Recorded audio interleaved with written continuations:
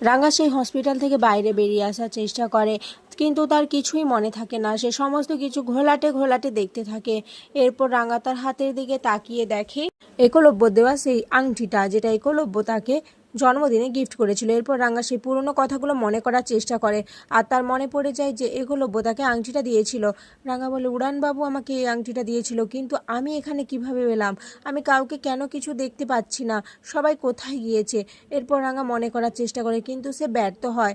রাঙা তার নিজের ছায়ার দিকে তাকিয়ে থাকে, আর সে ভবেশীলভাবে তাকিয়ে থাকে। তার যেন কোনো অস্তিত্ব নেই। সে যে রাঙামতি তীরন্দাজ এ সম্পর্কেই যেন সে ভুলে যাচ্ছে। অপরদিকে একলব্য একটা বাড়ির সামনে এসে দাঁড়ায়। ড্রাইভার বলে, স্যার আমি আর এখানে যেতে পারবো না, আপনি যা করার এখান থেকেই করুন। একলব্য বাড়িটার দিকে ভালো করে তাকিয়ে দেখে। তার মনের মধ্যে একটা সন্দেহ জাগে। সে বলে, কি এই বাড়িটা এত নির্জন জায়গায় রয়েছে, তারপরেও দুতলাতে এখনও লাইট জ্বলছে কেন? না না, ব্যাপারটা ঠিক লাগছে না, আমাকে এই বাড়িটা একবার সার্চ করে দেখতে হবে। অপরদিকে অঙ্কুর সত্যজিৎ স্যারকে একলব্য এত রাতে একা একা রাঙাকে খুঁজতে যাওয়ার ব্যাপারটা জানিয়ে দেয়। সাত্যকী বলে, তাহলে এখন আমি নিশ্চিন্তে ঘুমোতে পারি। সত্যজিৎ স্যার যখন জেনে নিয়েছেন, তাহলে আর এইসব ন্যাকামি আমার ভালো লাগছে না। এই বলে সাত্যকী ওখান থেকে চলে যায়। সভ্য বলে, তোমরা সবাই ঘুমিয়ে পড়ো, আমি জেগে রয়েছি, যদি কোনো ফোন কল আসে তাহলে আমি রিসিভ করব। অঙ্কুর বলে, না না বর্দা, তোমরা চলে যাও, তোমাদের তো অভ্যাস নেই, আমার রাত জাগার অভ্যাস রয়েছে, আর আমি থাকবো এখানে। বৃন্দা আর আহিরি তো ভয় পেতে থাকে। বৃন্দা মনে মনে ভাবে, আমরা কি ধরা পড়ে যাব নাকি? এই না না, কিছু একটা করতে হবে, আমরা কিছুতেই ধরা পড়তে পারি না। এরপর অঙ্কুর বলে, কি হলো বর্দা, তুমি বড় বৌদি আর আহিরি তোমরা চলে যাও উপরে, আমি তো রয়েছি, আমি সবটা সামলে নিতে পারবো। এরপর আহিরি, বৃন্দা, সভ্য সবাই তো উপরে চলে যায়।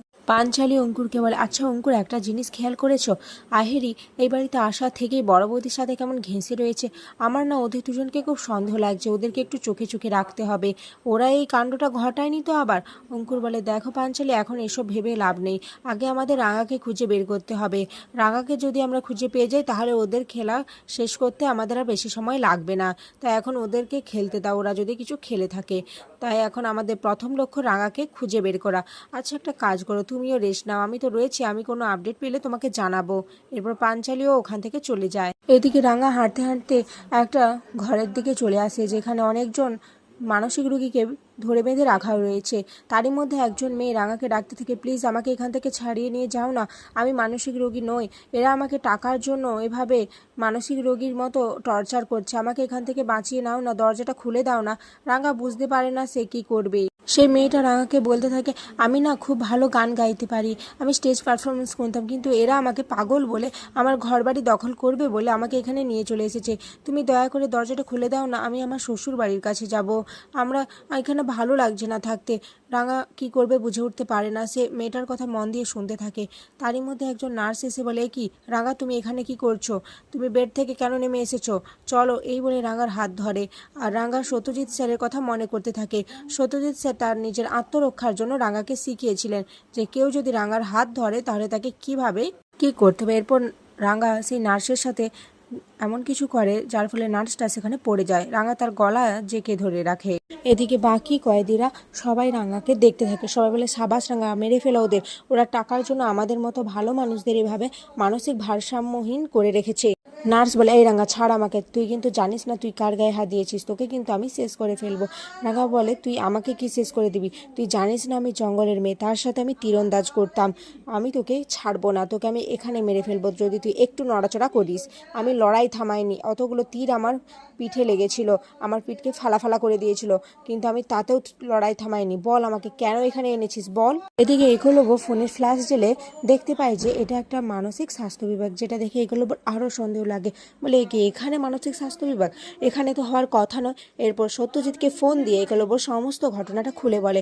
সত্যজিৎ বলে, আপনি ওখানেই থাকুন, আমরা এক্ষুনি আসছি ওখানে। এদিকে সেই নার্সের চিৎকার শুনে বাকি ডক্টর আর নার্সরা চলে আসে। তারা রাঙামতিকে থামার জন্য চেষ্টা করে। রাঙা বলে, তোরা আমাকে থামানোর চেষ্টা করবি, তাহলে আমি একে মেরে ফেলবো, তোরা কিন্তু জানিস না আমি কি করতে পারি। এরপর নার্স রাঙার কথা মতো বাকি ভারসাম্যহীন মানুষদের ছেড়ে দেয়, যারা একদম সুস্থ ছিল।